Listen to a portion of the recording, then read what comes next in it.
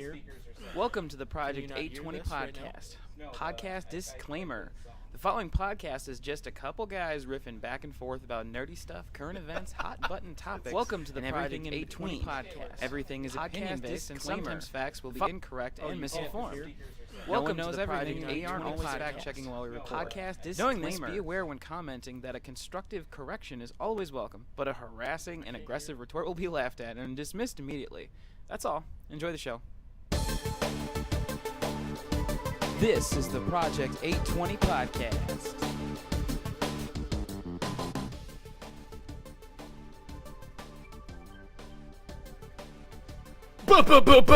Ball busting. This is the ball busting broadcast. So the 829. Brought to you by Energy Slam. Brought to you by Energy Boost. All your favorite energies. All your favorite energies.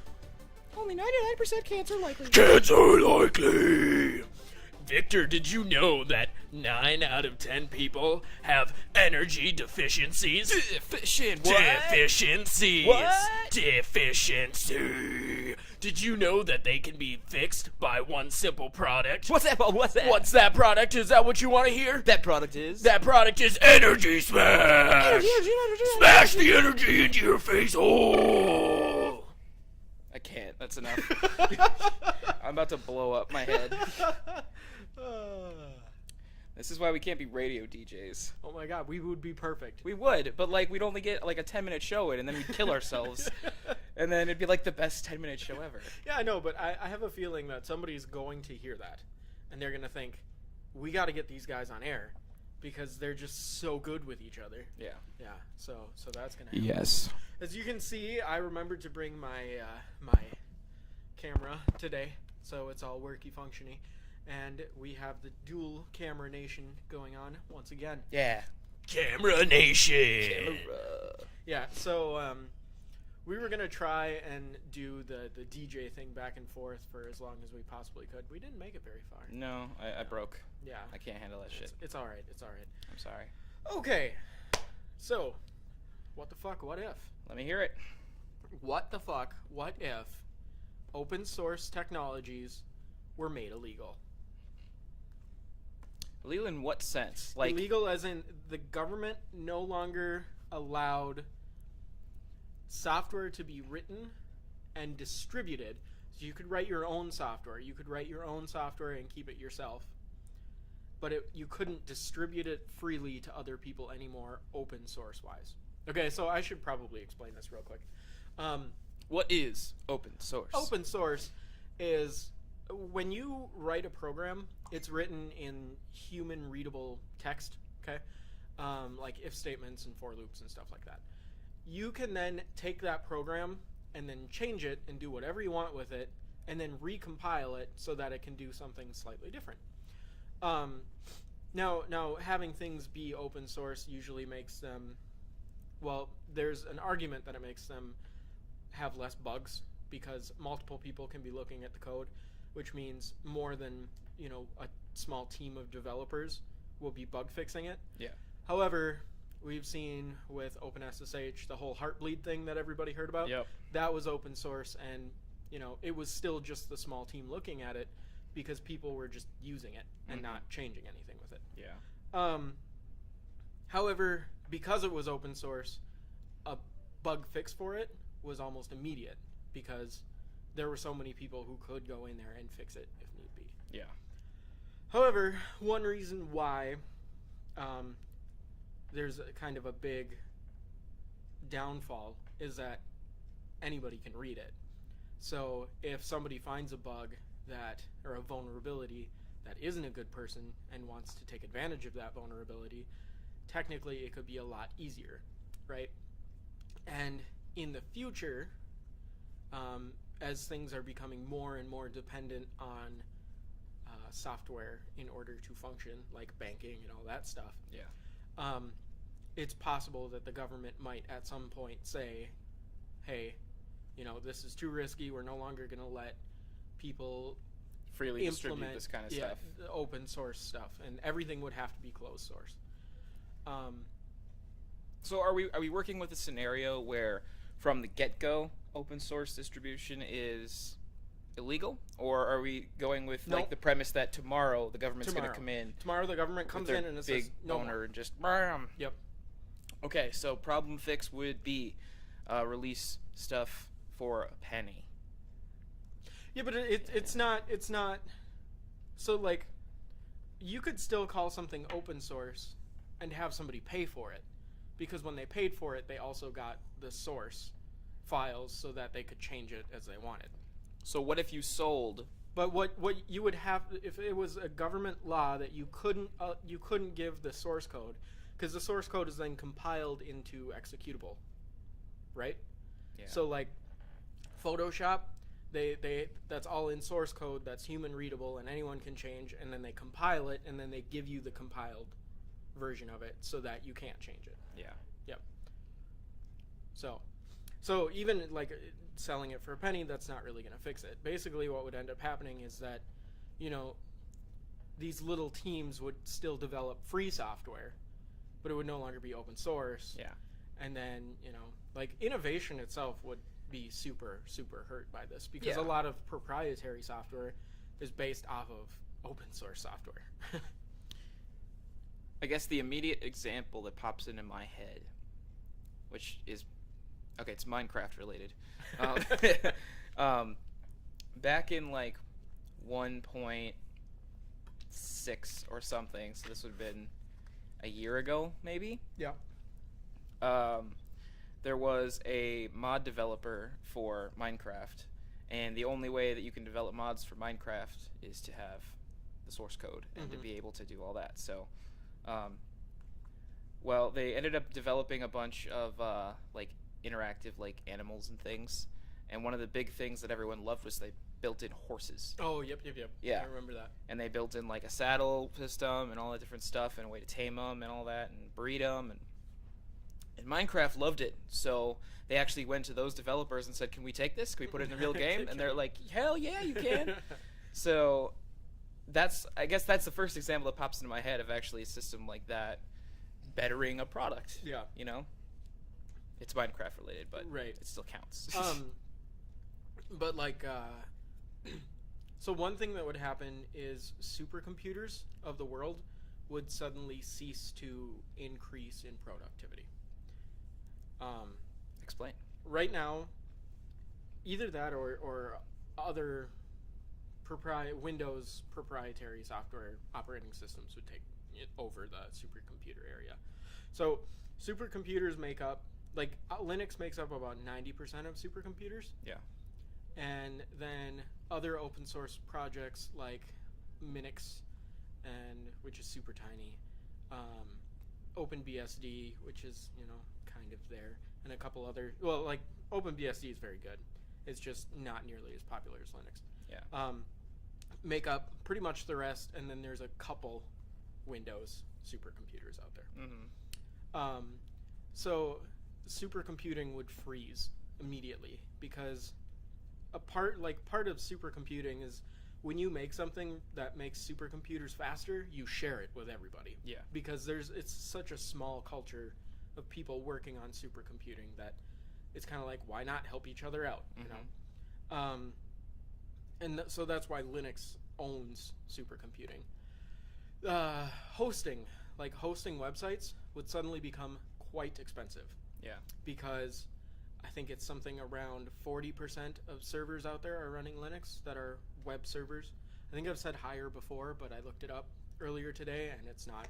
It's around 40. They would no longer get the amount of attention that they needed. Linux itself would probably die. And a black market for open source code would begin. Yes. And I might be running it. I guess I don't see how that would affect hosting stuff that much, because like where we're at, like, because to this point now you have, let's say, you know, your website's being hosted through this company or whatever, and so your website's sitting on these people's computers, and they have, like, I mean, if we went off the theory that they made distributing open source code illegal tomorrow, you know, kind of thing, everyone would still have what they have today. Right, but then So- updates would slowly trickle off Yes. until they were gone.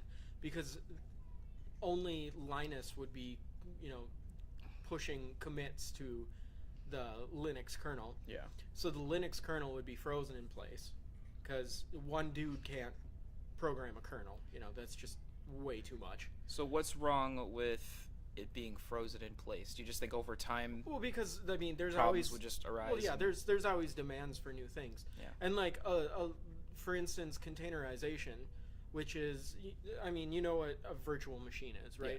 So where you emulate. But our listeners might not know. Okay, so what a virtual machine is you basically emulate a hardware layer, and then on top of that you install an operating system. Okay, and then go ahead. Yeah. We'll be right back. Keep talking because I'm not gonna cut it. So. Oh, you're not? No. Okay. So anyway, what it is a virtual machine it emulates a hardware layer, first of all. And then that hardware layer is used to install an operating system on top of it.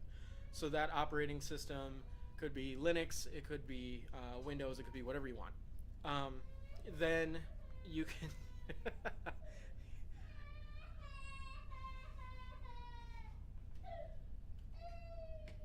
What did you do? I took his toy. All he wanted to do was sit and play it. It's just like, it's nap time. No. You might have to cut that out. The kid screaming in the background. That's fine. It's real world possibilities. This shit happens when you podcast in a tiny apartment with a 4-year-old trying to take a nap. Yep. And when you scream at the beginning of that podcast, which we did. Combo breaker. Anyway, so then you can install whatever you want on top of that, and then you have a computer. Wow. Running in a computer. Yeah. Yeah. So with virtualization, it's possible to run any kind of operating system on top of any other kind of operating system, as long as you have that virtualization unit. Yeah. What containerization does is it uses the same kernel, so the same base of the operating system, but then installs tools on top of that to create a new environment, all right? However, in doing that, the kernel itself had to have what was called namespaces. So essentially it's like, these programs belong to this section. Yeah. These programs belong to this section. These sections shouldn't talk to each other. Mm-hmm. And so in order to create containerization, which is really, really, really popular in the Unix world right now, Yeah. they needed to make that update to the kernel.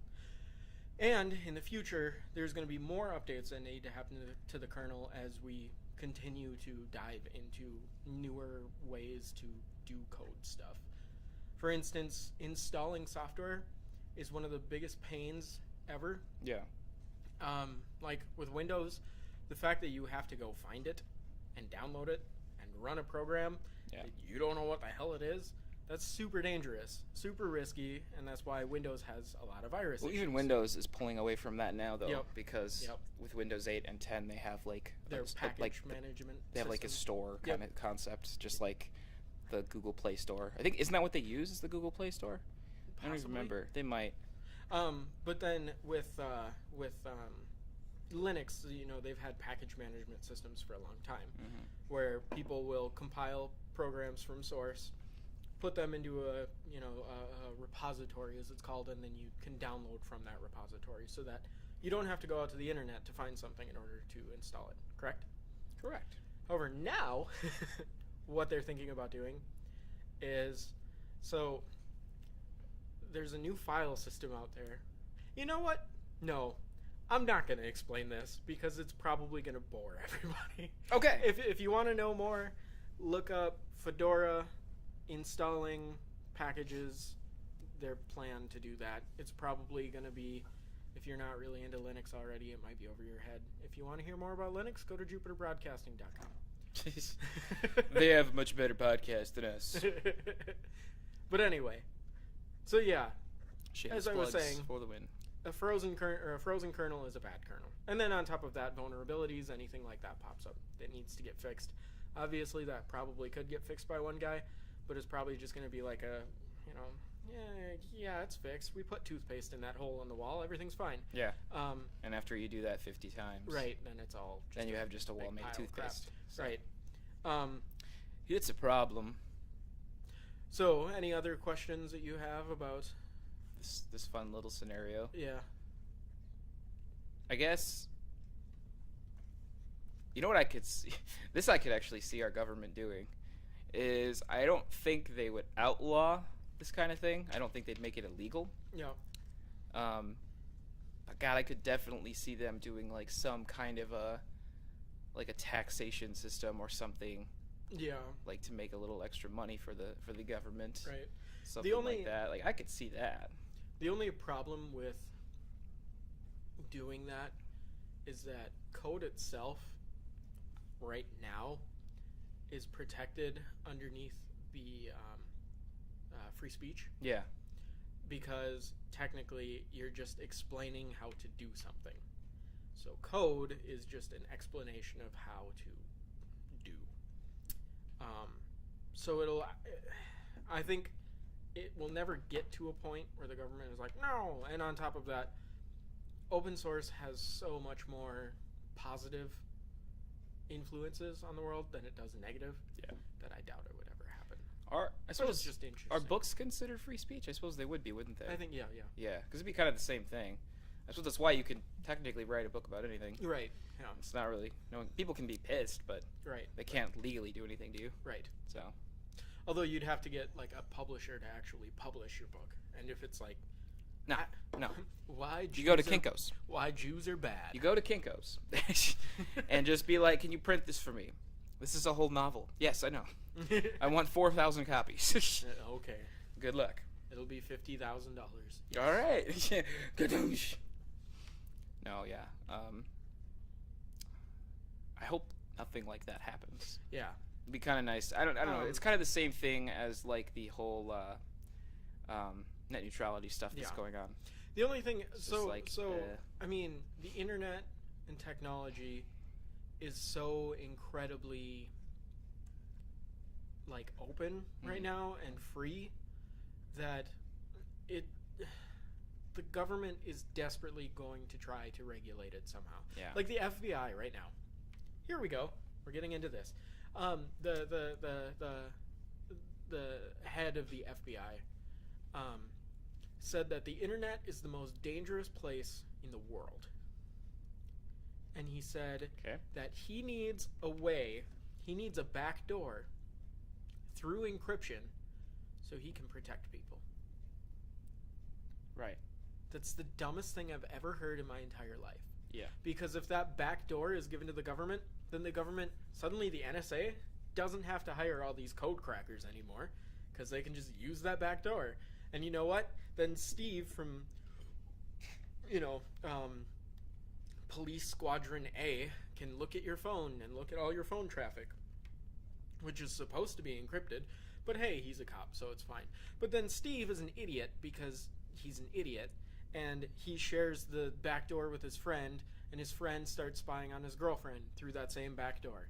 And then that dude tells his friend, and his friend starts, digging into everybody. He's kind of a computer dude, so he starts digging into absolutely everybody's traffic in his apartment building. Because why not? There's that back door. There shouldn't be like a master key for code encryption. But that's what he wants. That's a horrible idea. It breaks the entire idea of encryption. It kind of renders it kind of pointless. Exactly. And there's no way you'd be able to keep that out of people's hands forever. And his whole thing is like, well, we need to protect our children, from these boogeymen and blah blah blah. And it's like, no, you just want to censor and watch everything we do so that you can create this gigantic data profile on every single person so that you can be like, he could be a terrorist, let's watch him for a long time. And that's not how like, you're trying to lazy your way through your job. Stop it. Just do your fucking job. Like actually investigate, get up off the chair and work, because I understand that computers are probably extraordinarily helpful to the FBI. Yeah. I understand that the use of trying to break certain individuals' encryption somehow I can see how that would be important. But if you go to a judge and you get a subpoena or whatever, and then you say, I need you to give me your phone and I need you to unlock it. Here's from the judge. If you don't do it, you're going to prison. Yeah. That's how you do it. Yeah. You don't automatically unlock everybody so that it's worthless. Well, it's like, even if they have that back door, don't they still technically need like a warrant or something to... But that's the thing, is that you're making it too easy then. Because then all of a sudden it's just like, oh, my finger slipped and I accidentally clicked and then I saw that. Yeah, I suppose. And so now we're going to look into it more so that we get some actual evidence that, is legal, and then we'll use that against him, and then we'll pull this up after we get a subpoena or something stupid like that. But yeah. No, that backdoor shouldn't exist. If anything, you'd run into more problems, because then you'd have to come up with regulations for the people that are able to use that back door, which sounds like a much bigger headache than just doing it the right way. Well, and honestly, the internet needs to stay non-regulated as possible. Yeah. I fully believe that, like, parents definitely need an easier way to censor information that their children can see, because that makes sense. Yeah. But then you should be going through a third party of some sort that filters raw internet into your censored internet in your own home. Yeah. Which isn't hard. Like, people do that all the time. Yeah. And you can do that from anywhere from like a PC nanny on Windows, where it's just like it checks every domain coming through and makes sure it's okay. Yeah. To setting up, if you really want to get technical and make the whole network safe, you could replace your router with a computer, and then put a firewall on the computer, and then just watch all the traffic coming into your home. Which at some point, that's what I'm going to do, but I'm going to do that for increased security, so that if somebody tries to, like, break into my server or something, I can stop them. And when you finally have punk teenagers who are going to just the worst websites. Right, yeah. I can forward them to, like... Disney.com. Or, well, no, because... No, because I don't want them to go there in that frame of mind. I remember that. Like, when I was a kid, I went on the internet and I tried to go to a... Whitehouse.com? Or dot? No. Because Whitehouse... I know that was a thing for a while, yeah. Because it's like whitehouse.org or .gov. It's .gov, It's the real one, but whitehouse.com was like a porn site or something. No, I went to some site or something, and it had one of those things where it said, like, hey, if you're not 18, click here. And I clicked it once, and I just forwarded to Disney.com. And that's just like, interesting, okay. I would have gone with Google, but whatever. I wonder how many of those they get, How many times they do that? Yeah, how much traffic is Disney getting from, like, xxxpornscrub.com or whatever? Probably a ton. Because all of those, those teenagers that just feel guilty. They're just like, I'm sorry, I shouldn't have done this. Here's another thing. What if the FCC... Okay, so the whole thing where they're saying if we don't get rid of... Or if we don't get rid of net neutrality, we'll have to call it utility, like the phone or anything like that. Okay. Or TV. I think it's a utility technically. In some states, I don't think it's like over the wire, not satellite, but just like your basic, channels 4 through 11. Yeah. But the FCC technically could get regulation over the internet then. So then podcasts like ours would suddenly be underneath the umbrella of the FCC. That sounds like a horrible idea. Fuck. Yeah. Because, like, honestly, I don't think the airwaves are the control of the FCC. Because, like, satellite isn't. And how many family-friendly channels are on satellite? A lot. Yeah. Because people want stations that are family-friendly. That's the thing is, like, the FCC, I don't think, needs to be the ones determining, like, to be putting stipulations on the content that's produced. Because the thing is, there's a demand for content that has this and doesn't have that. So, like, people are going to meet those demands regardless. Right. Like, I'm sorry, there is a demand for a Disney Channel that's Right. like very family friendly and Right. things like that. And there's a demand for, hey, if Spike TV had cursing on it, that'd probably be fine with me. Yeah, I don't think anyone would really care. Yeah, like, Because, I mean, your kids aren't going to be watching Spike TV anyway. sorry, during like some of the MMA fights, I'm so surprised some of the commentators aren't like, holy fuck, he just knocked his ass out, or something like that. Like, why doesn't that happen all the time? I don't get it. Yeah, and I mean, you with a child, Yes. like, do you feel like you need to protect your child from content right now? Well, at this point, no, but that would be mostly because we don't really expose him to as much TV as probably the average 4-year-old at Sure. this point.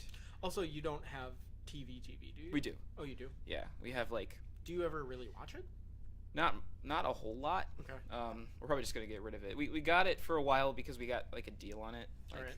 we got called by Charter, and we're just like, hey, you can get internet, or you can get TV for free, like for really really cheap for 1 year. And I was Yeah. like, okay, well we can get it for a year, and then if we don't if we don't want to start paying more, we can just get rid of it. Whatever, Sure. doesn't matter. Sure. So, but like even then, like we know what like he's watching because we pick what he watches for him. Right, yeah. Like we ask him, you can watch this, But this, or when- this. But that's more getting into like the Netflix side of things, Sure. because there's more So when choice in okay, that. so when he's 14, when he's 14. what are you going to do in order to censor some of the content that he can see?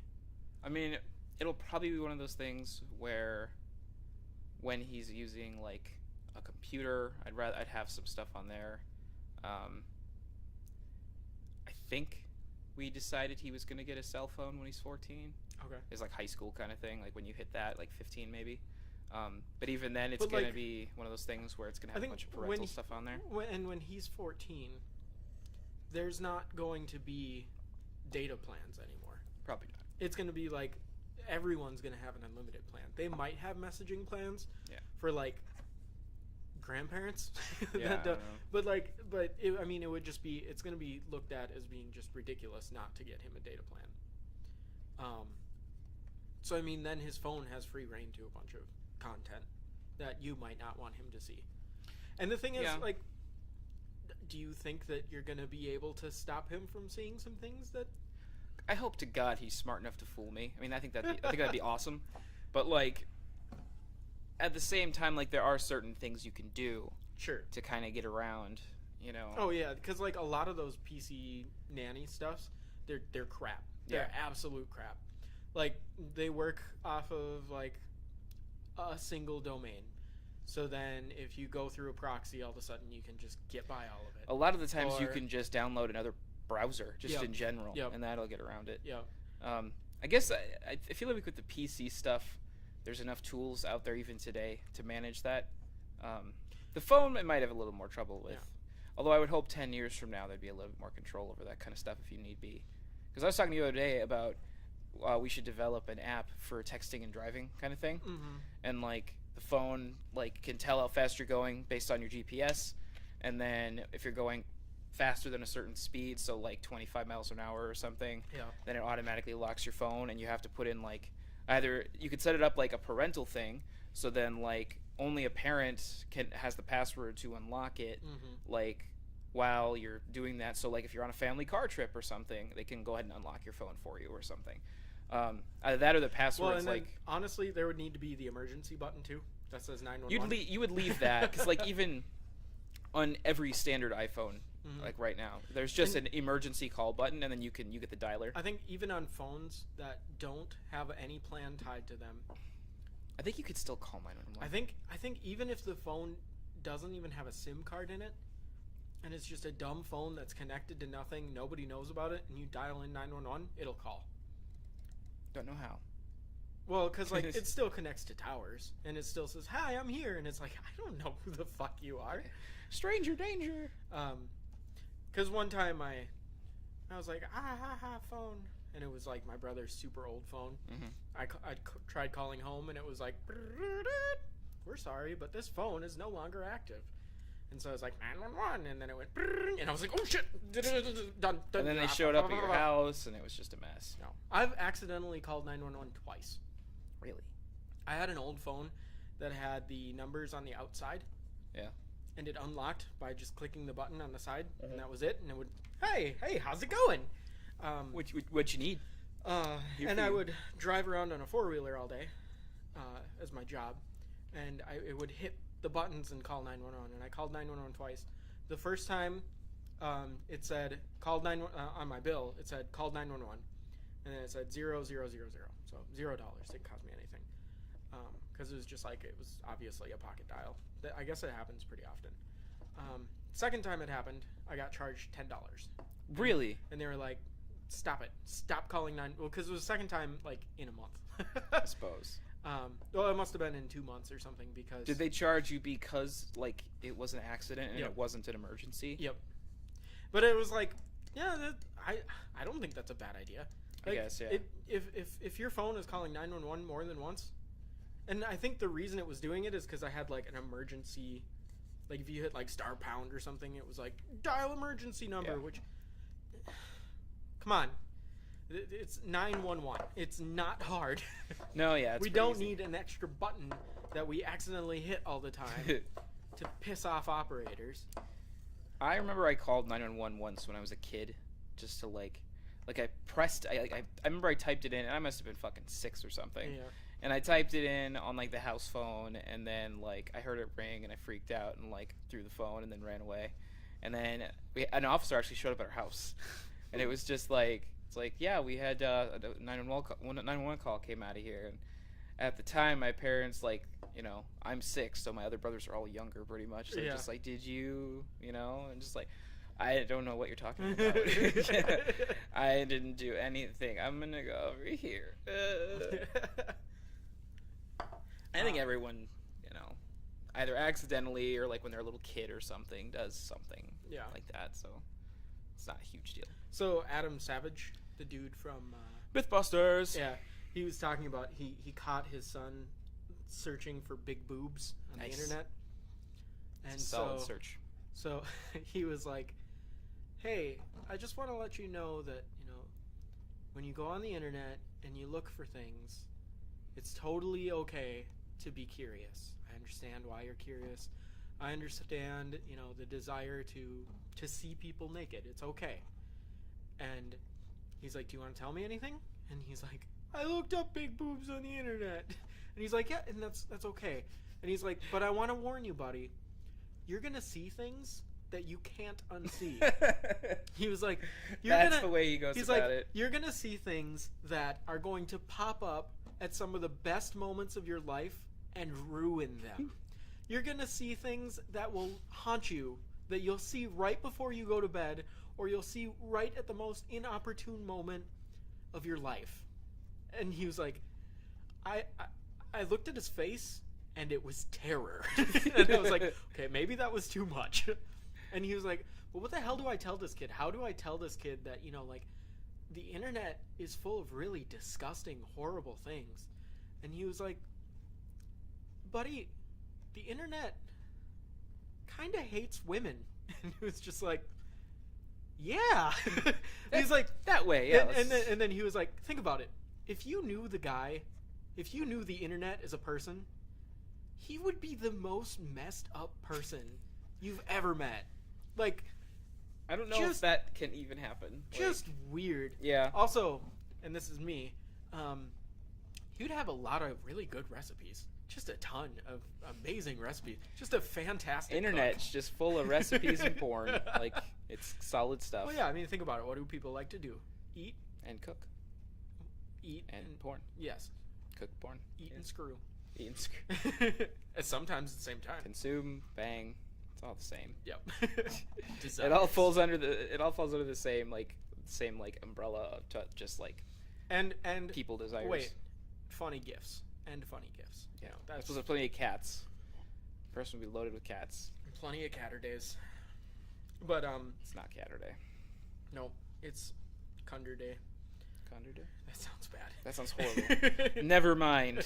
But yeah, I don't know. I just thought that was really interesting, and it's like, you know, that's probably the best way to go about it, because you don't want to like uber shame your kid if you catch him, because it's already just incredibly shameful. It depends on like how old they are too and everything, Yeah. but yeah, it's a tricky situation for sure. And I mean, there's nothing wrong with having a body. No, bodies are nice. being a human and having desires, but at the same time, you got to realize that the internet has a lot of really weird things that can probably mess you up a little bit. And you're scarred for life. I was watching one of the YouTubers I watch, Markiplier. He was doing a video on this game. It was called like Whack a Thief, I think.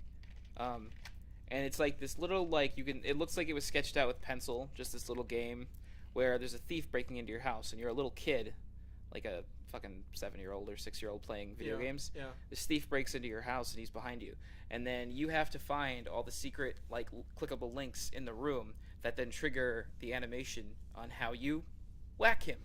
So after the first 2 or 3, it's just like, what has this kid been through? Oh my god, why is he so messed up?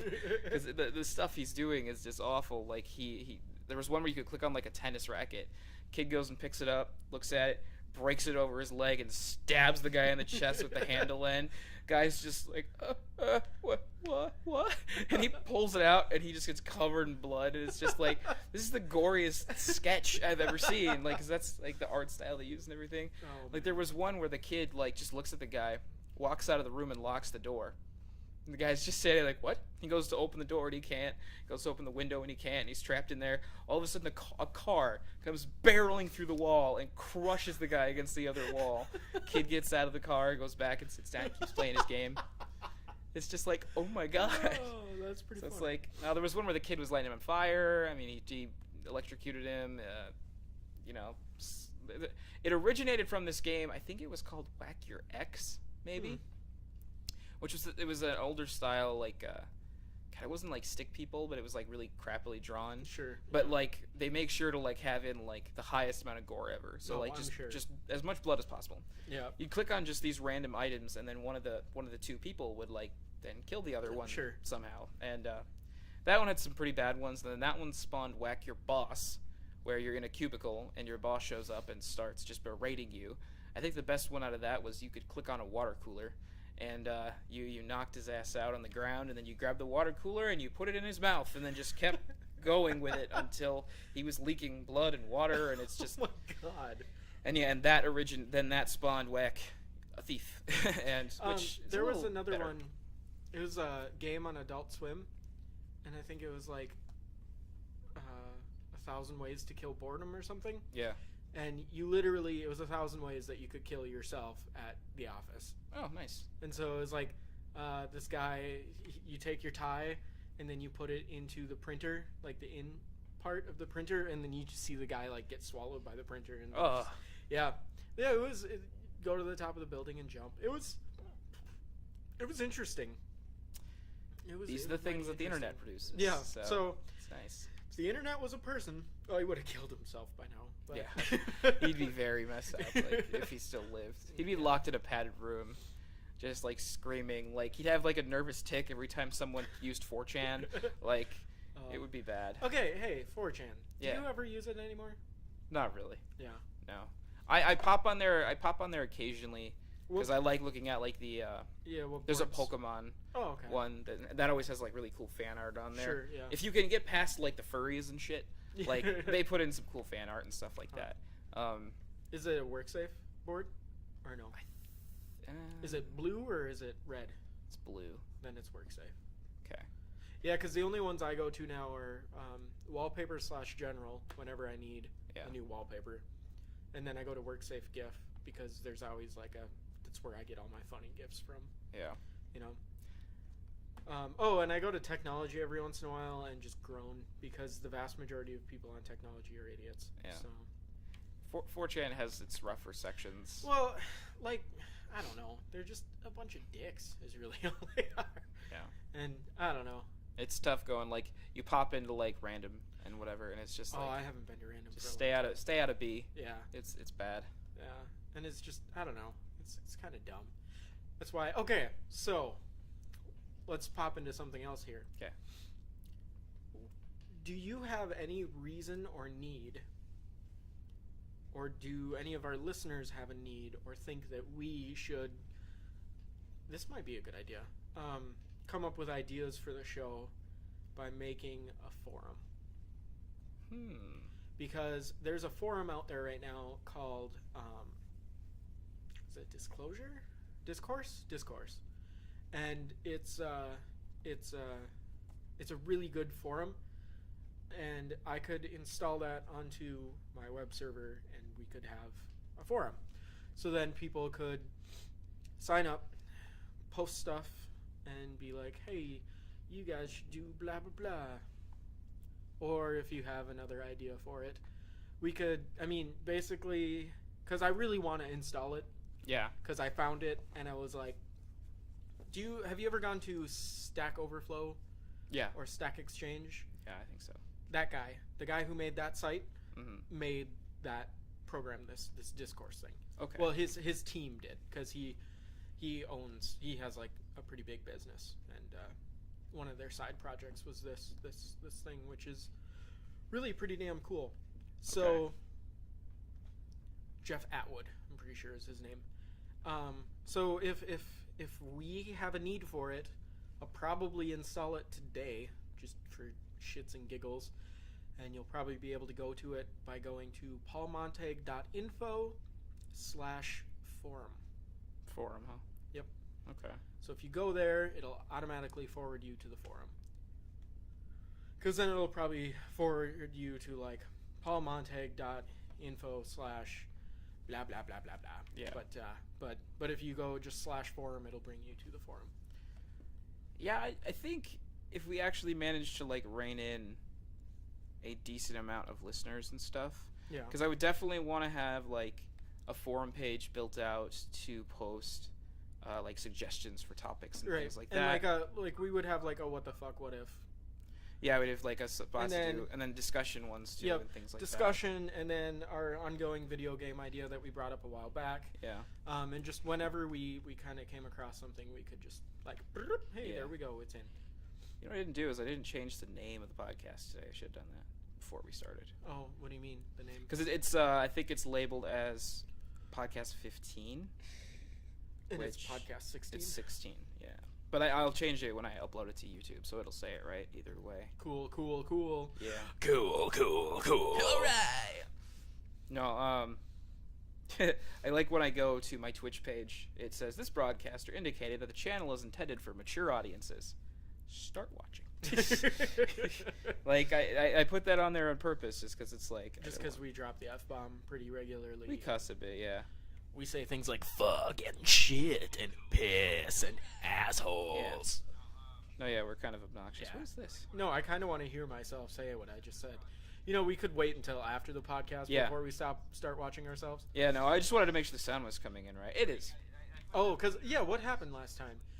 Okay, I don't fucking know.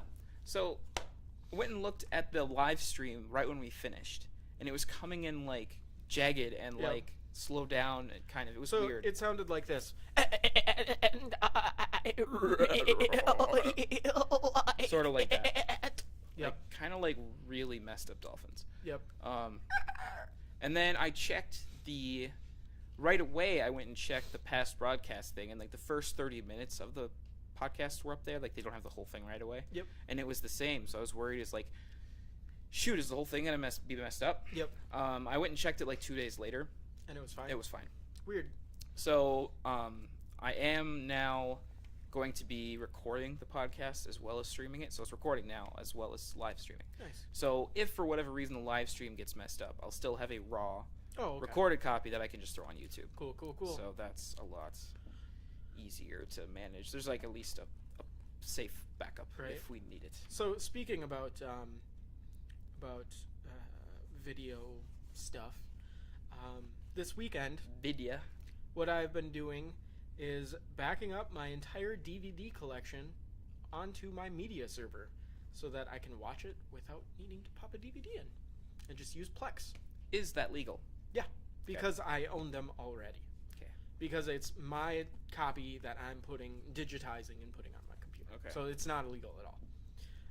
If I were to go rent a movie and back that up, that technically wouldn't be legal, I think. I think that's illegal. I'm pretty sure that's illegal. Yeah. them laws and whatnot. Laws. But anyway, so that's what I've been doing this weekend, and it's been going pretty well. How long does it take you to digitize like a disc? One DVD. So what I'm doing is I'm using something called Make MKV, first of all. Okay. And what that does is it takes the DVD itself and pulls all the data off of it and puts it into an MKV, which an MKV is a file that can hold multiple different files and audio things, and so it's a media file type to hold.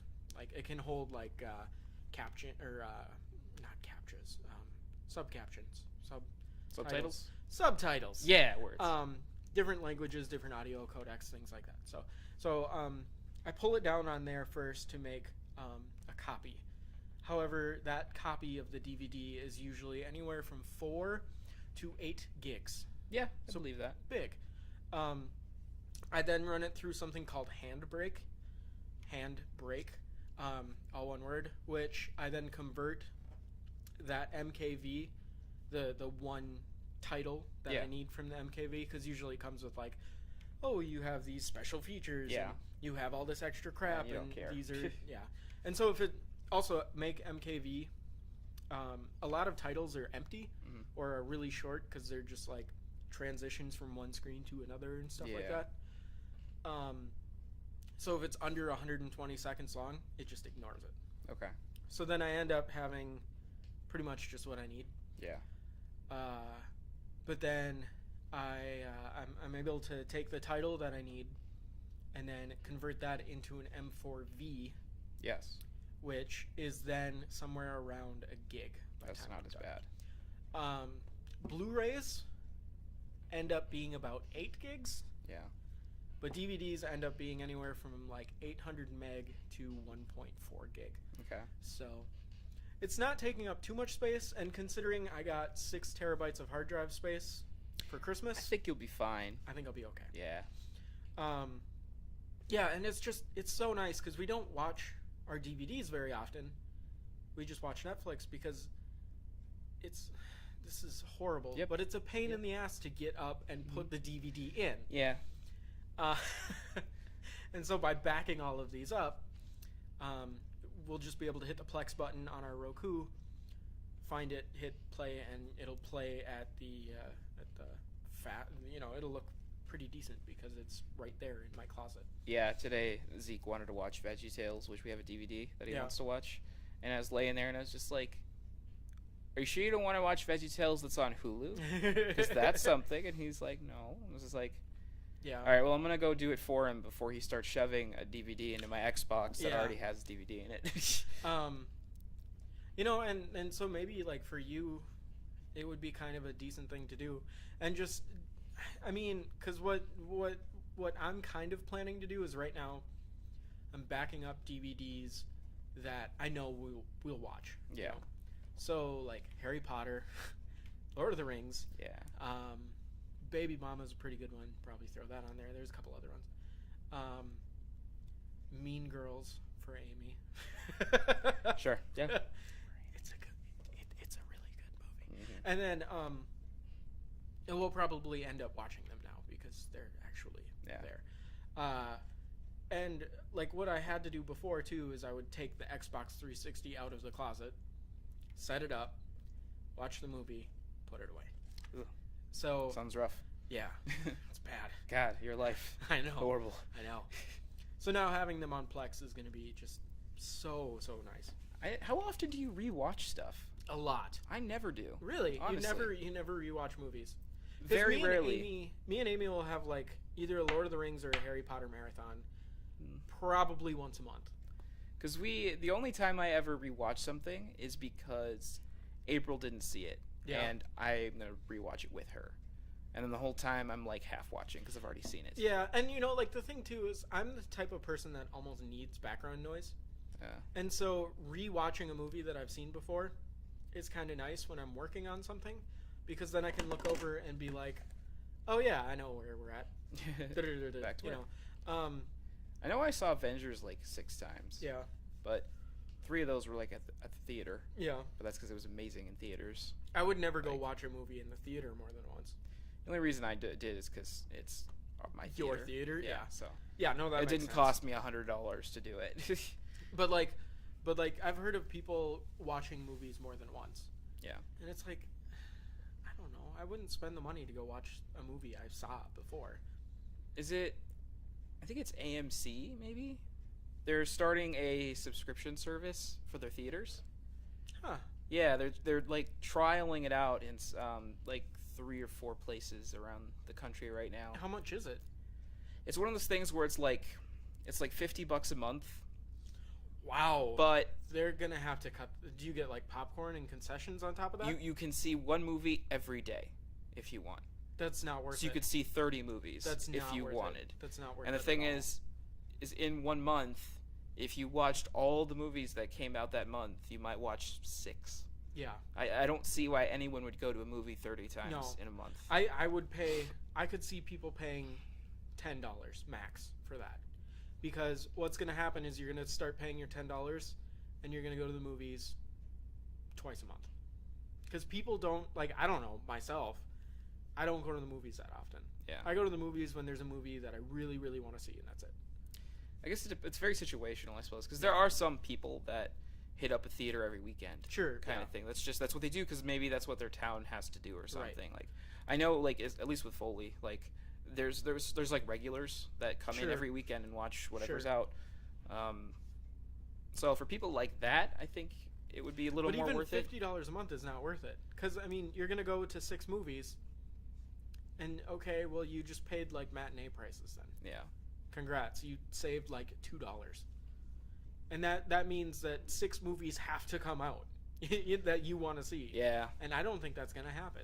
I think that's way too steep of a price. They're trying to jump onto this like the Netflix, I think Hulu bandwagon of like if they binge watching and stuff. Okay, and I don't know. people would pay $50 if you could stream those movies to you.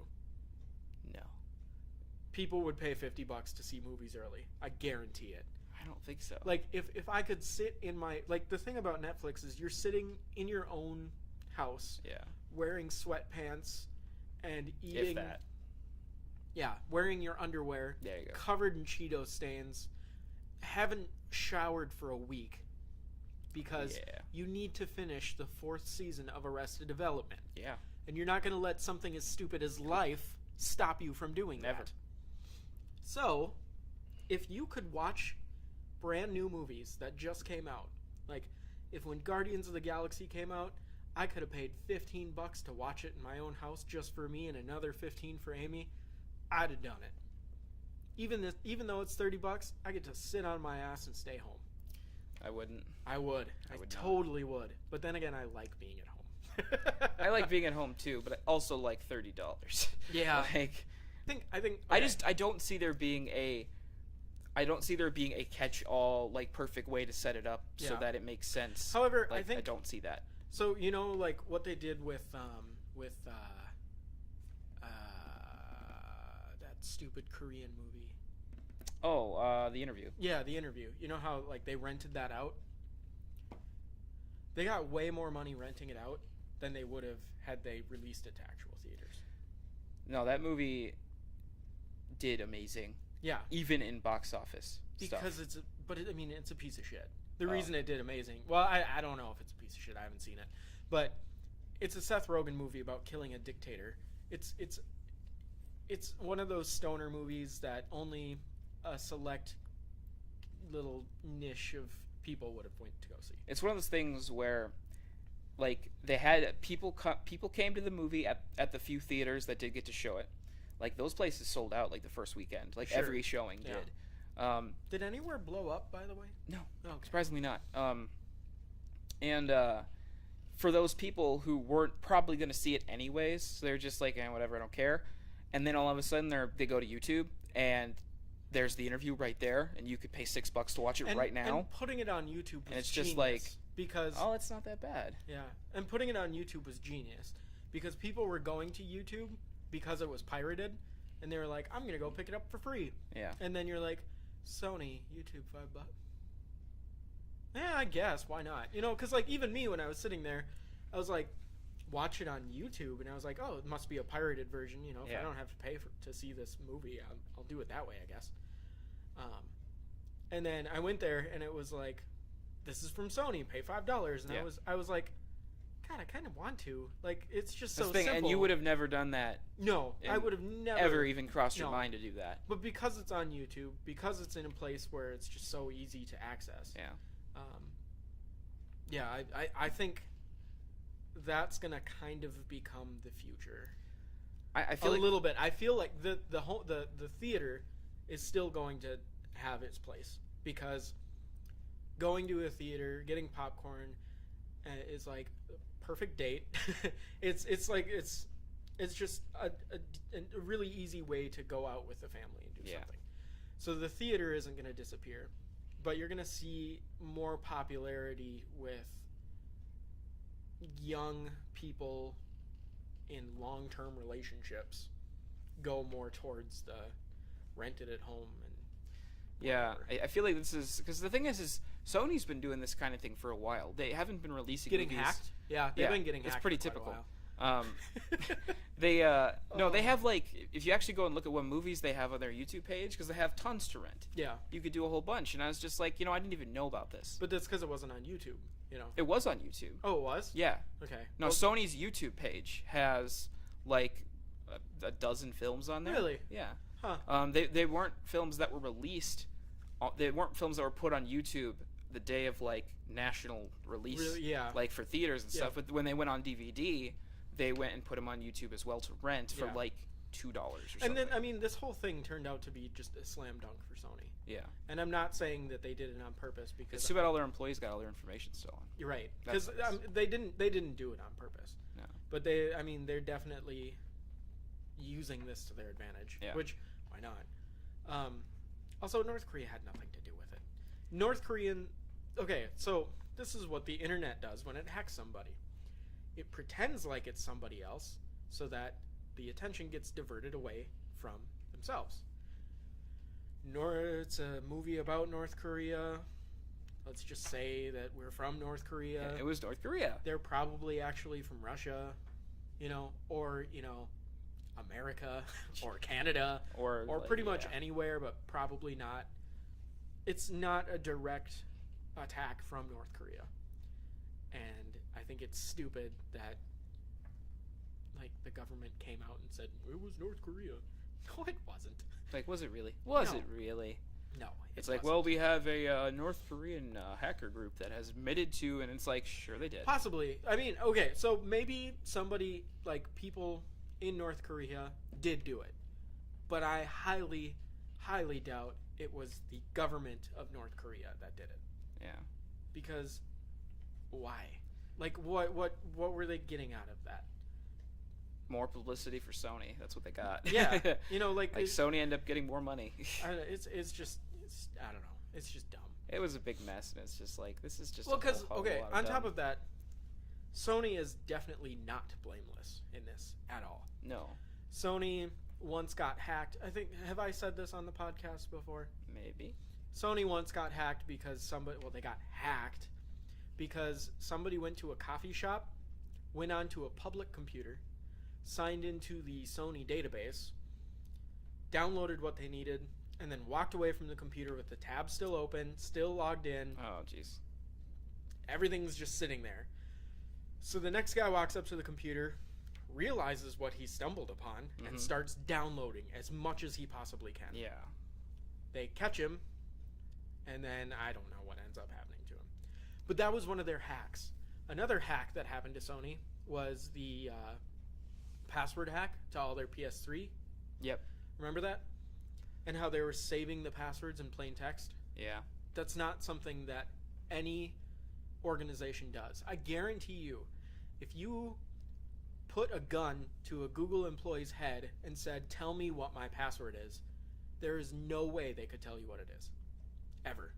Because how they do it is they use a formula that takes your string of characters that makes up your password. Yeah. And they convert it into gibberish, okay?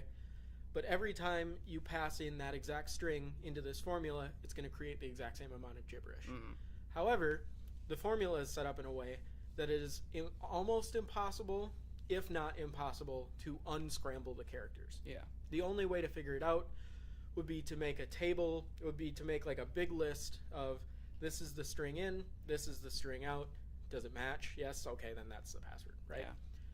And so by doing that, they can't know your password. And then when you log in, it takes the password that you sent, turns it into that gibberish, and then checks against the data to see, does it match? Okay, then you typed in the right password. Here you go. Yeah. But Sony wasn't doing that. They just had it,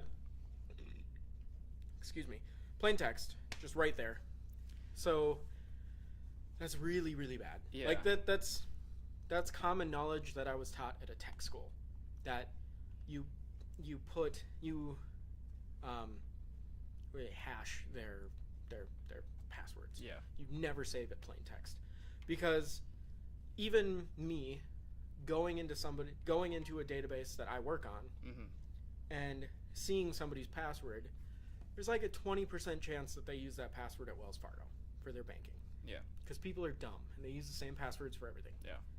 So I saw. should never ever ever save it. I thought it was more ridiculous the fact that like Sony and like there were people playing like the blame game and stuff, like passing off.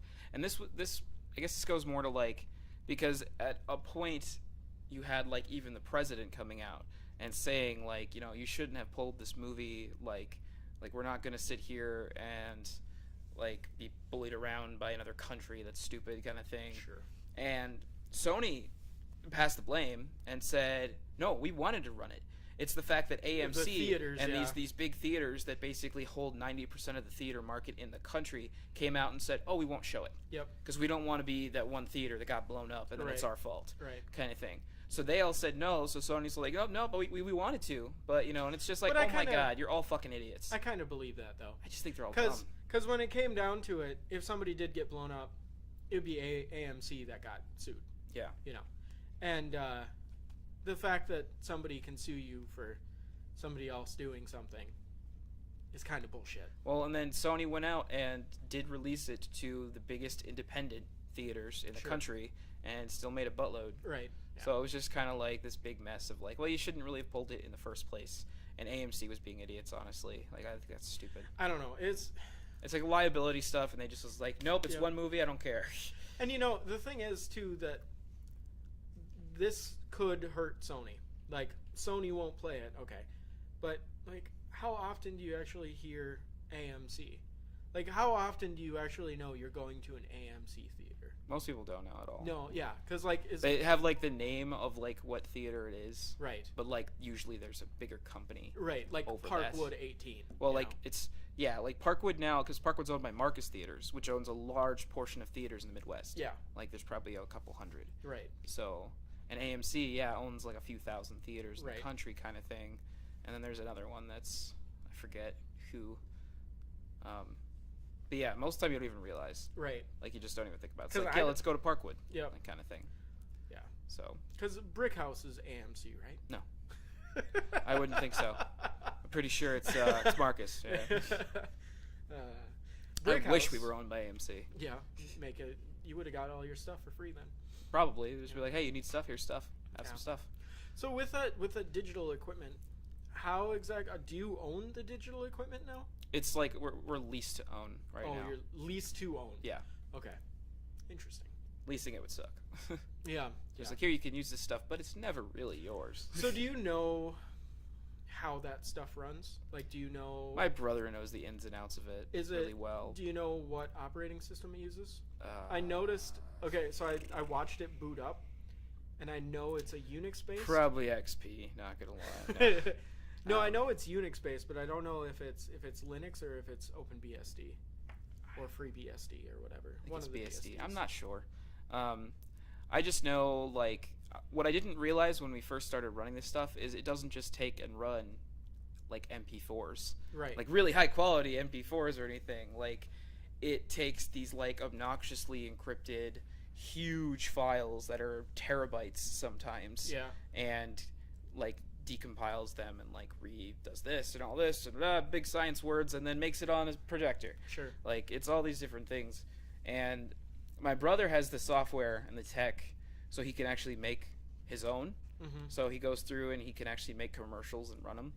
But like it's ridiculous how much work it goes, because like you have to save out like a video file as like a JPEG 2000 or something, which is like where you take a video file and break it into frames. So that ends up being 80 bajillion gigs, because that's fucking huge. Right. So like, and then you have to take that and then transfer that with like the multiple audio files you need for that, for the stereo sound and all that crap. And then you throw it into a container. And then you put sort. that all. I think it ends up being like a DCHP maybe. I don't remember. It's a weird file extension kind of thing. It ends up being this like really complex kind of container with 18 different levels of this stuff. But that's why it looks so good on the theater's screens still, is because it's still just as much like, I mean, you think about the old projectors and they just cycle through film reels and stuff like that, but they show you like 30, I think it's 24 frames per second, those used to be, and now they're throwing out ones that are 30 and 60 frames per second. Wow. Because they can do that digitally. Wow, 60 frames per second. Those files have got to be just gigantic then. They're huge. Like you don't see them very often because of a full-length 90-minute film at 60 FPS. It would have to be like 6 terabytes. Yeah, it'd be huge.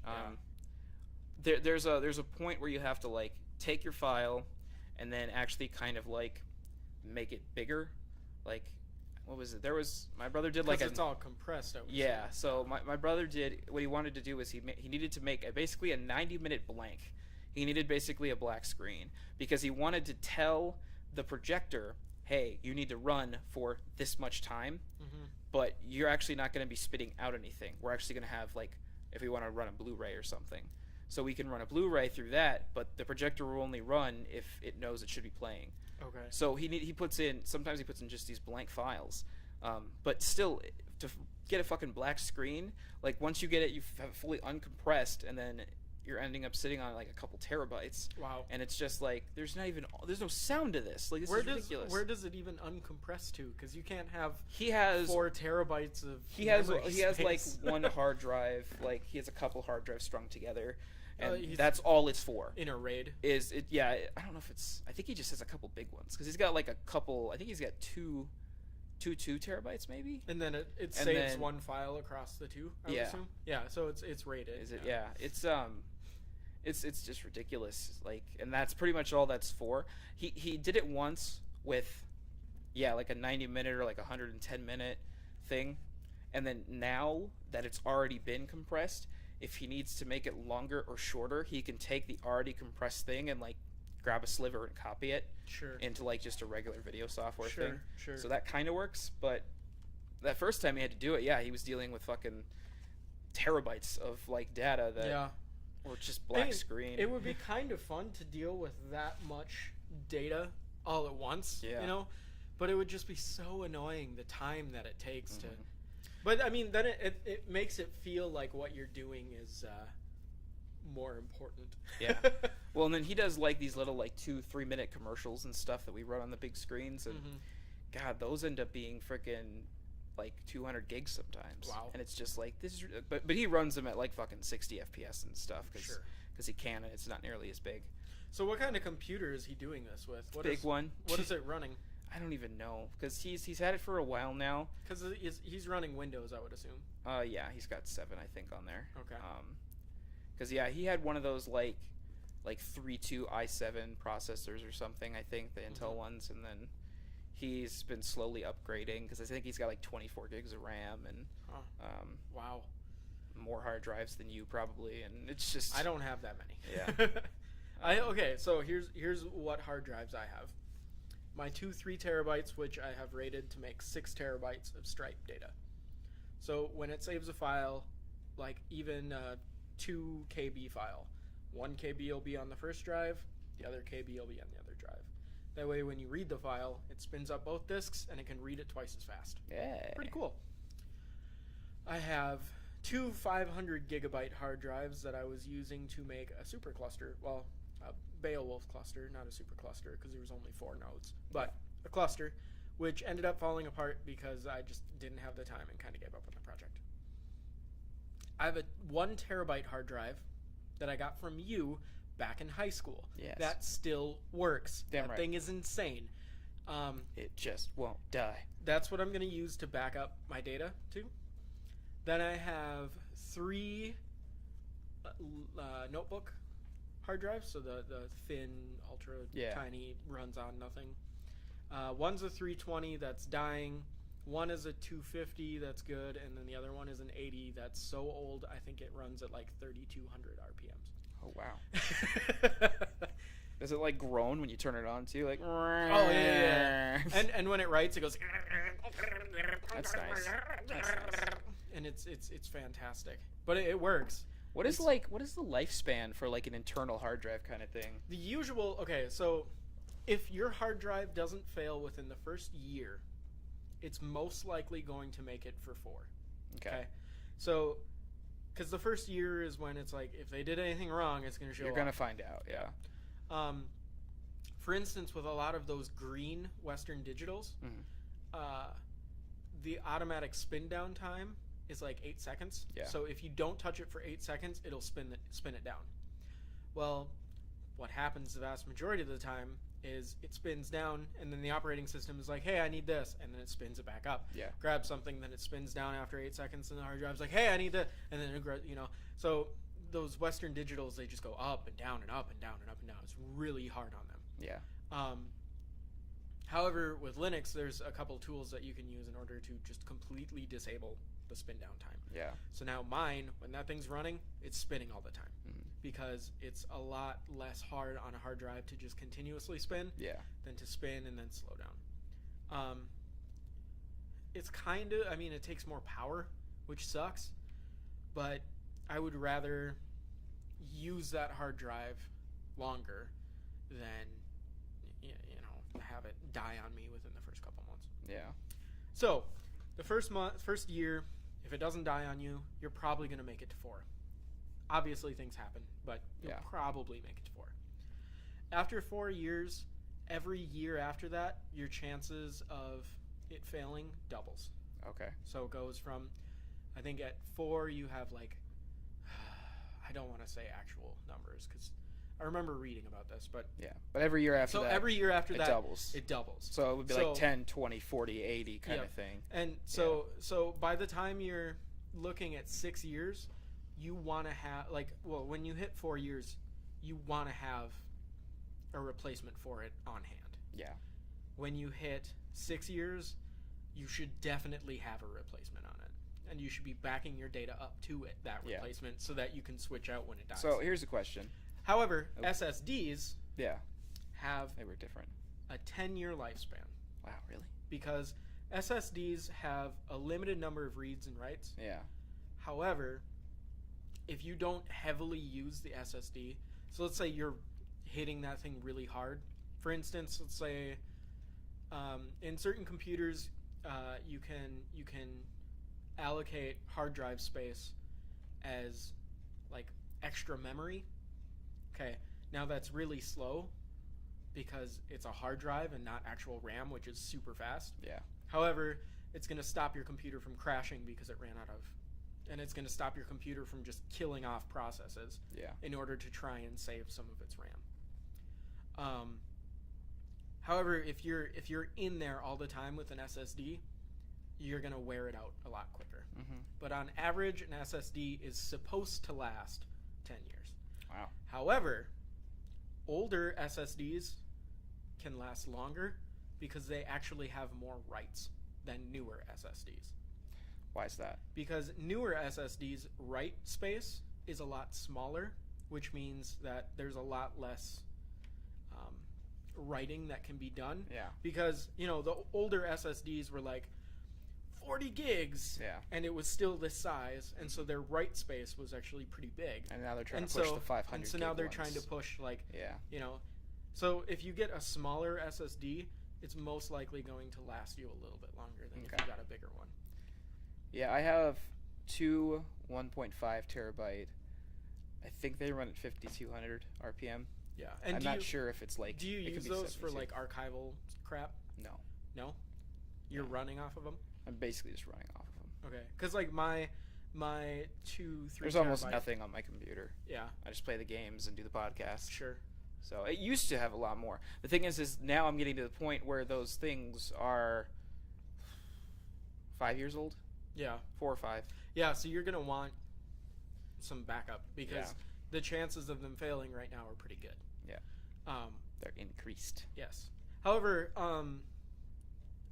right now on my server, how I have it set up is I have a 7200 RPM 3 terabyte hard drives. Okay. And they only hold data. There's no operating system on those hard drives. There's nothing like that. It's just my data. Okay. The data that if my computer died today, I would want. Okay? Because I can rebuild everything else, right?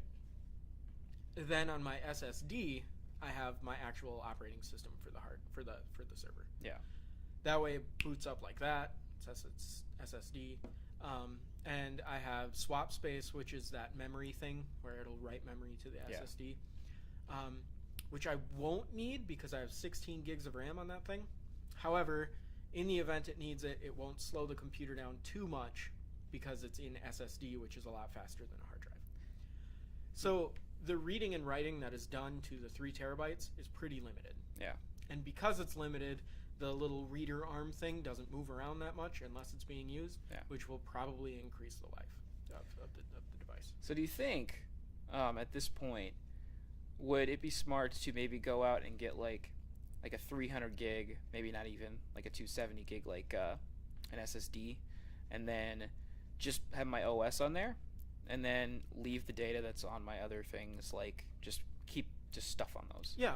Because I'm not accessing that stuff very often. Right. And then it's archival.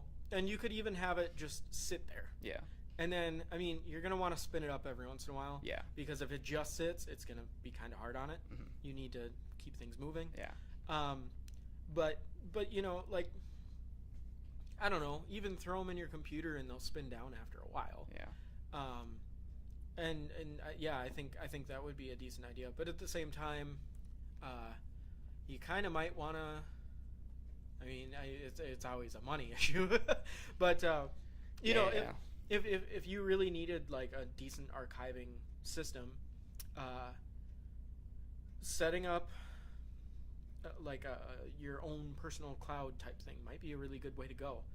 So you just have like a little computer that's like this big sitting in the corner with 2 hard drives in it that are rated so that when you pull off of it, even though they're 5400 RPM, it's essentially like they're what's 5400 plus 5400? 1400. It's basically like they're 1800. that fast. Yeah. Because 10,800. God yeah, damn it. 10,000. Derp. Yeah. But anyway, it's Math. basically like they're that fast because it only has to pull half the file. Yeah. Off each one. And then like any computer in the house could just be like, hey, I got that file. Mm. And then you could set it up so that they're always kind of spinning, and then you know it would increase the life of the drives. Yeah. So, you know, because that's like at home, that's what I have. Yeah. I have my server right now. It's a mix of a container server that does things and just file storage. Mm-hmm.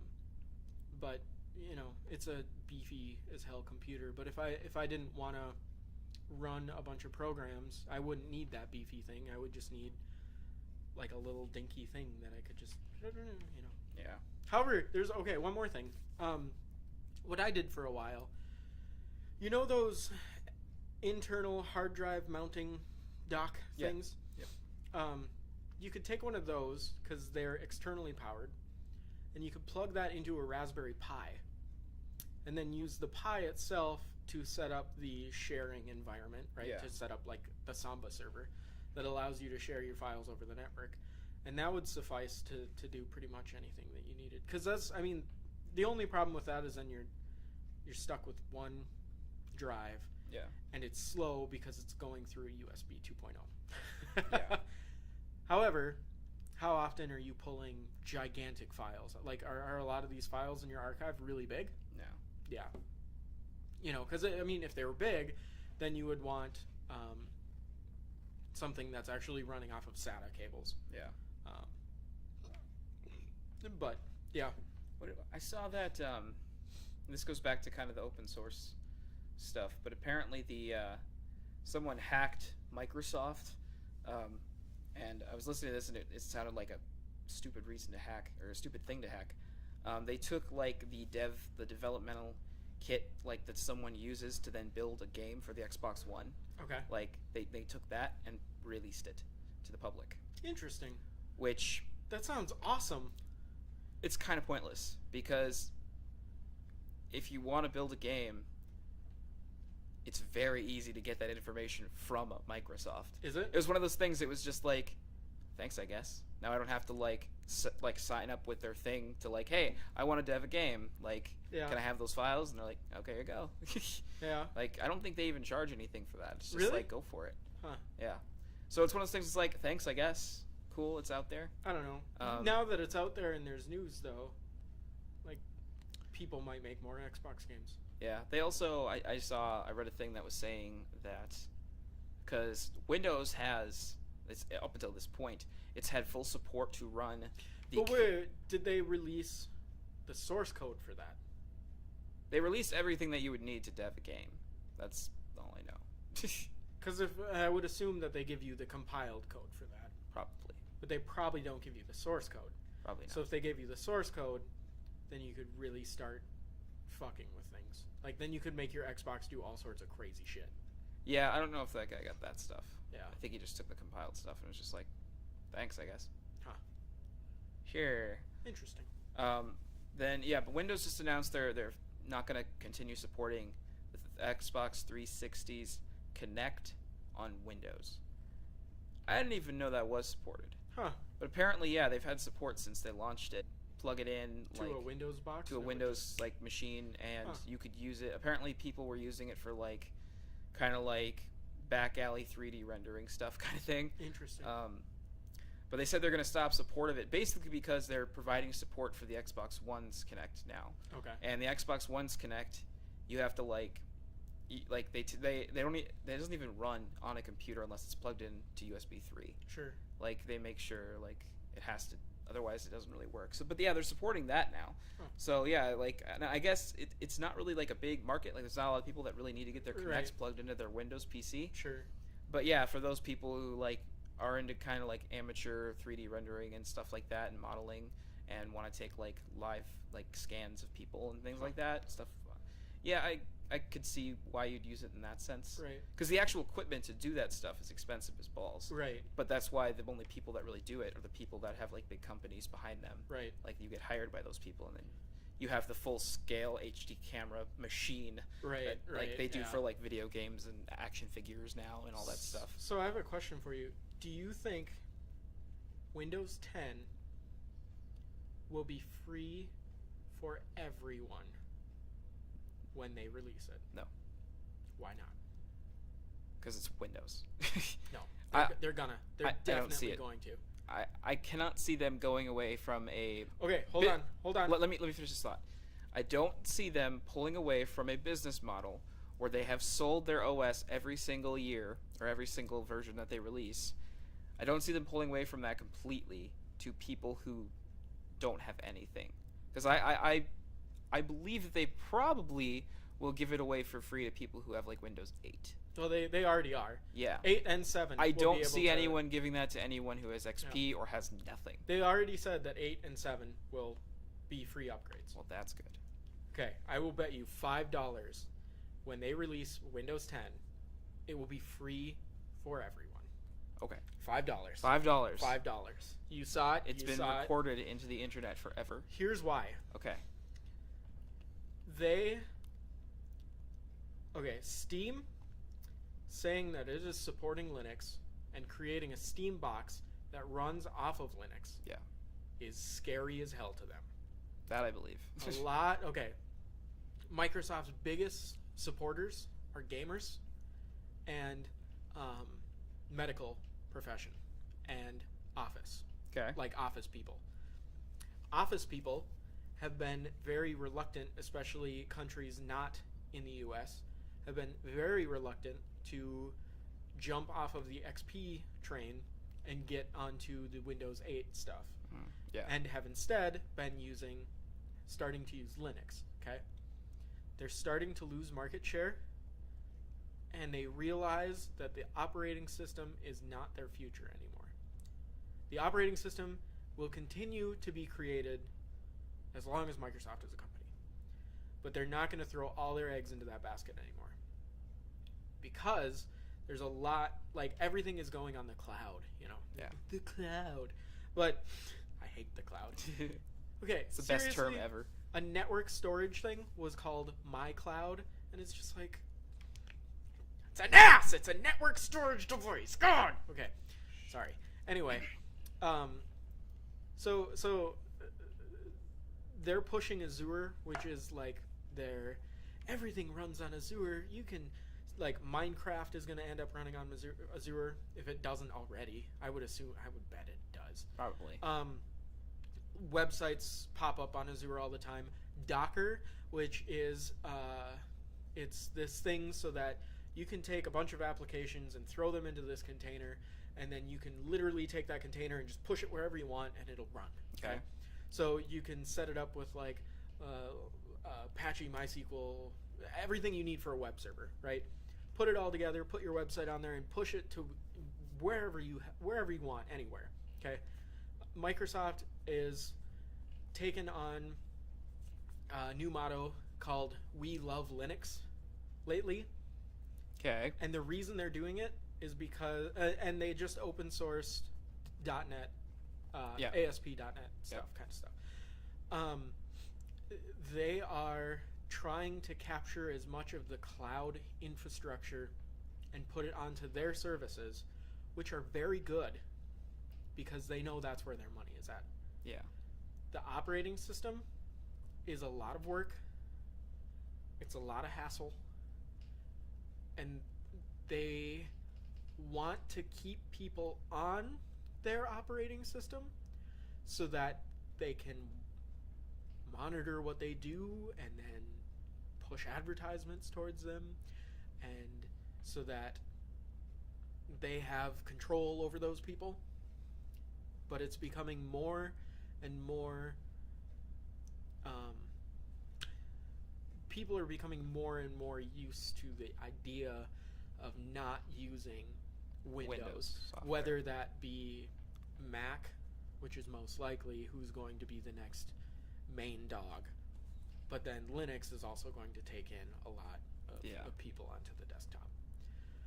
So in order to hold their little share, because Linux has always been free, Mac is like $12 to buy the operating system itself, is just dirt cheap. I don't know. Yeah, I don't like the updates are free. Yeah. So. So what's going to end up happening is Windows is going to come out and it's going to say, you can download this for free. Just come and take it. And a lot of people are going to download it. All of a sudden, because like every Linux user I know, if they absolutely need to play a game, most of the time it works on Wine.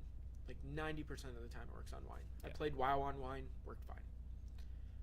And if that doesn't work, they pirate Windows. Yeah. So that they can play their one game that they want to play. Yeah. And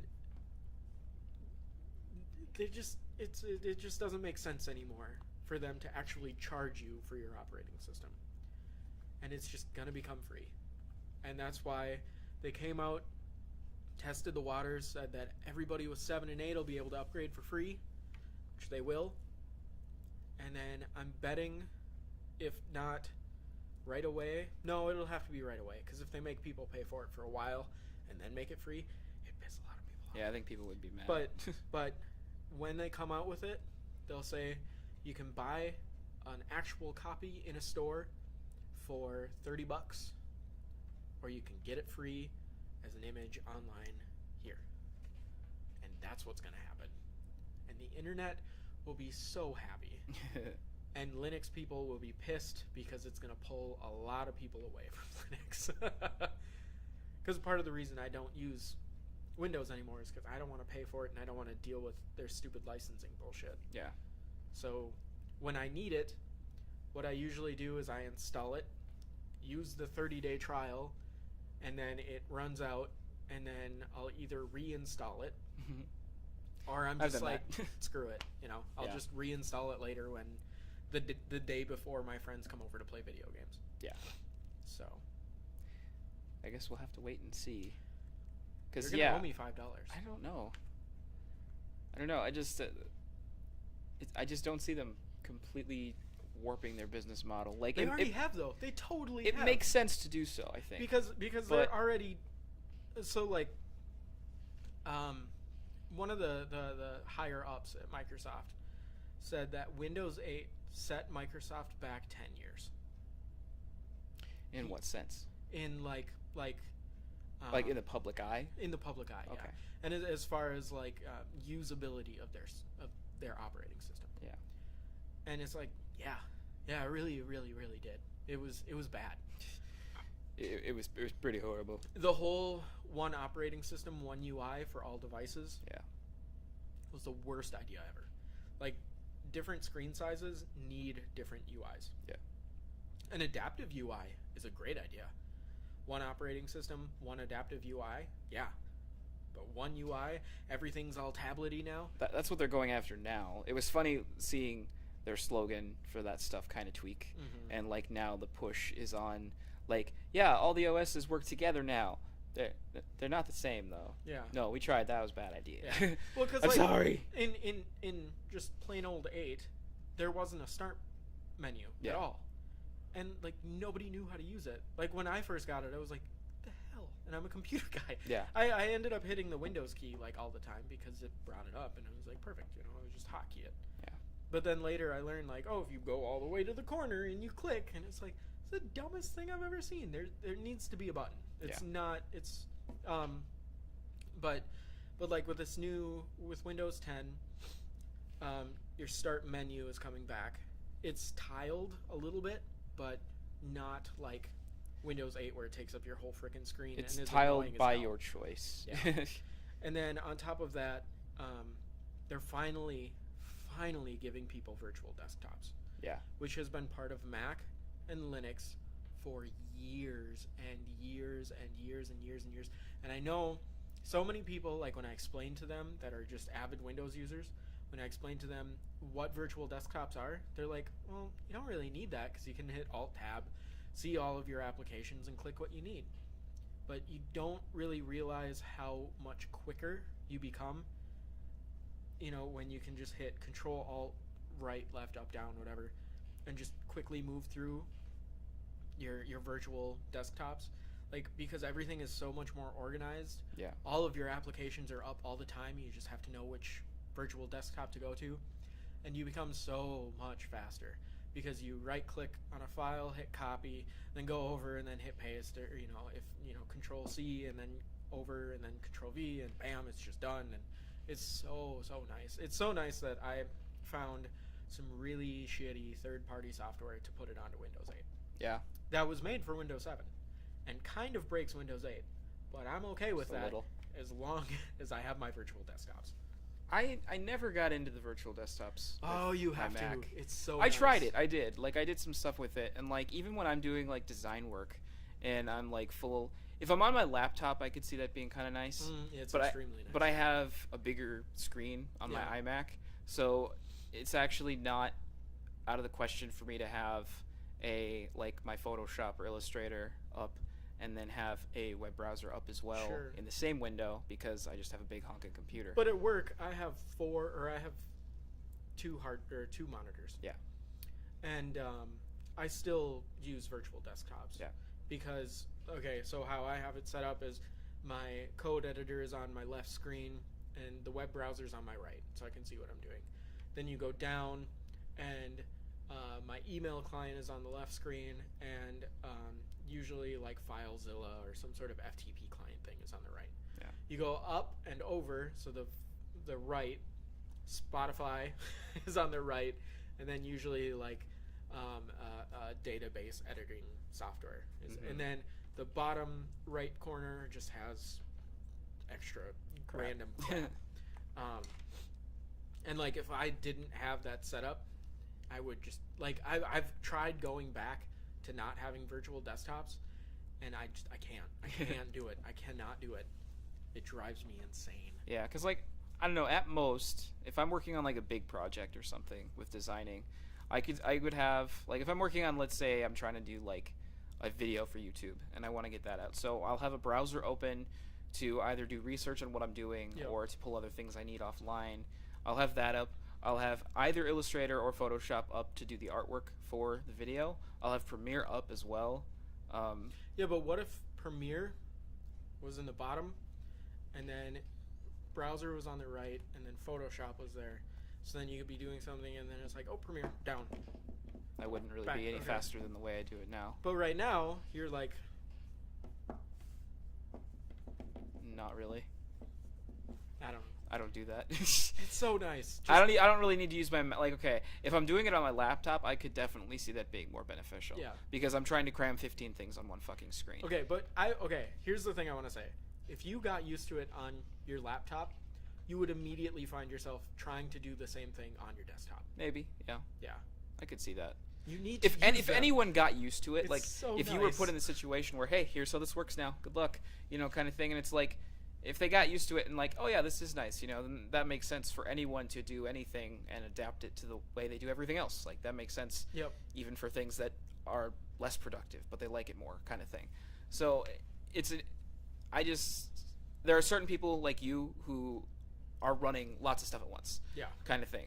Makes perfect sense. For someone who uses their computer as a Facebook machine and stuff like that, it doesn't make any sense. and even in my situation, if I'm working on this big design video project or something, like, for me, it's not crazy to command tab around or just click on the other thing, since I'm always on my mouse anyways. Because at least for me with the designing, you are on your mouse all the time, whereas for you coding, you're all keyboard. Yeah. That's the thing. So like, I'm always on my mouse anyway, so it is no more work to just click on a window that I can see the corner of, kind of thing, or just all like command tab through them. Because when I'm coding too, I probably grab my keyboard or my mouse. Well, with a browser, you kind of have to use the mouse. Yeah. But if I'm doing anything else, my mouse is usually not getting touched very much. Yeah. Because like, you sit on a computer all day, you get all the hotkeys down after a while. Yeah. And so. Yeah. Whereas like, if I'm doing like design work, I learn hotkeys for things like that. Like, I know how to cycle through, like, how do I snip footage and how do I combine it and stuff. I do that with my keyboard, but I'm still using my mouse to place things where I have to go and things like that, which you kind of have to do. Sure. So it's one of those things where, like, if I made the jump, it'd probably be beneficial in certain ways to have like a secondary desktop that had other things on it, kind of thing.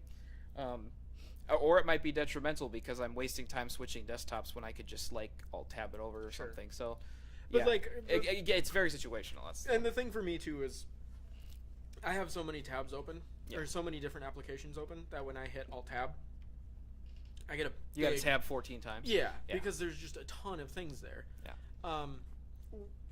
And so once I see all that, then it's all of a sudden like, whoa, that's a lot. Okay, what was I trying to figure out again?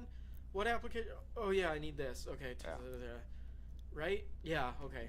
Whereas when it's like, I need this, bam, and then it's there in front of me, so I know, okay, yeah, now I need this. And so that's why it works for me. I think we're both in agreement that it's about time that Windows jumped on the bandwagon for that. Yeah. Because having the option, especially for people like you, who that's like a godsend kind of thing. Like the fact that it took them this long to do the same thing that Linux and Mac have been doing for how long. Another thing that, why did this take you so long, is package management. Because there's no reason that you should have to go search the internet with a browser to find software for your computer. Yeah. Because it's opening you up to going to random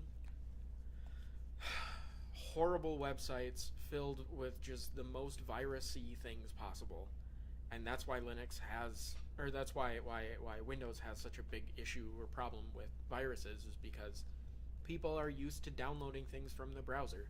Oh yeah. If people were no longer used to downloading things from the browser, 50% of your viruses would go away, because people would suddenly no longer trust stuff that they found through a browser to download. It's kind of like, that's the problem right now, though, is that people don't understand Right. how dangerous some of that is. But and is stuff. I mean, that's not the fault of the user, because the user No. isn't, and especially with Windows, a lot of people who use Windows are, they use it to surf the internet and Yeah. and do things like that, and they don't know a lot about computers, and that's fine.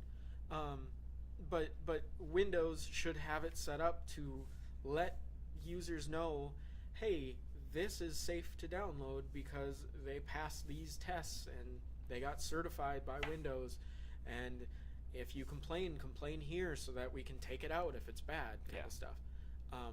And they have nothing like that. It's just a free reign of executables flying around and people are executing them. It's I just really think bad. I really think we need to pull away, like, as far as like the technological community in Mac, Linux, Windows, all of it. We need to pull away from having differences in our OSs so they'll be different. Like, that's just kind of pointless at this point. Like, if you have something in Linux community that's going around that is like innovative and like huge, and the fact that we didn't have this 5 years ago is crazy. It's one of those things like, oh my god. Well, that kind of happened. That's happening with Docker right now. Yeah. So, I mean, Docker to the development community is this amazing godsend that just all of a sudden told everybody, you can make an application as complicated as you want and it'll just automatically run on anything because all the tools follow it. Yeah. Okay? And Windows was like, we want that. And so now Windows is going to have an implementation of Docker. Yeah. And they're going to open source it. And it's just like, Microsoft, you're doing so many things right lately. What happened? That's the thing, is you need everyone to see those things and be like, okay, like, this is a new thing. Mhm. Instead of doing something different to be different, Yeah.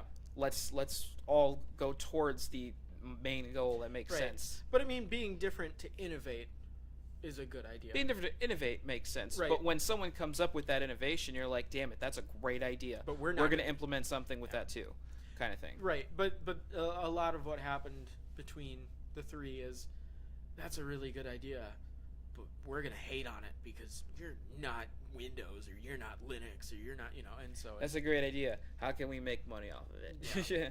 so cause Everyone like, has different mentalities. because like with the it. whole virtual desktop thing. Yeah. I guarantee you that whole idea of, well, we don't need that, it was why Windows didn't have it for such a long time. Probably.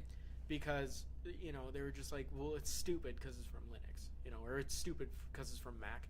And I would bet some of that happened because the people who used to run Microsoft hated Linux with a passion. Yeah.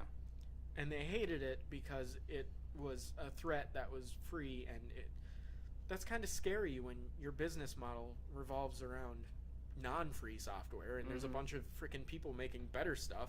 Yeah. you know. Yeah, it's good to see, at least on Microsoft's end, that there's a few things they're doing right. Yeah. No, So- lately I have had zero complaints about Microsoft, and as a company, and especially as a tech company, they've been making just fantastic moves that I very much agree with. I know the beta for Windows 10 runs through April, and then I'm not sure if they were going to try and launch it by the end of 2015 or if Yeah. they were going to push it till like spring of 2016. But it should be within the next year or so Interesting. to have that out, and everyone will have it supposedly. Cool. Possibly. Well, this has been quite a long podcast, That's okay. and I think we should wrap it up here. Any Put a little bow on it. any ending? I think I've been out of the shot for like half of it because I'm like way over here, and the camera's like. Yeah, you're I fine. don't know. Whatever, we'll see. Hi. So, any wrapping up things? I think we're good. All right. Leave do all the YouTubes and the Twitch stuff. Subscribe, follow, all that jazz. And then I will be setting up that forum when I get home. Yeah. Leave comments on the YouTube thing. Leave comments on the YouTube thing. Oh, I'll probably put you're the a link. douche. I'll probably put the link to the forum once it's up on the YouTube video as well. So Cool. okay. All right. It's good seeing you. Love you. I love you. I love you. He's creepy. I love you.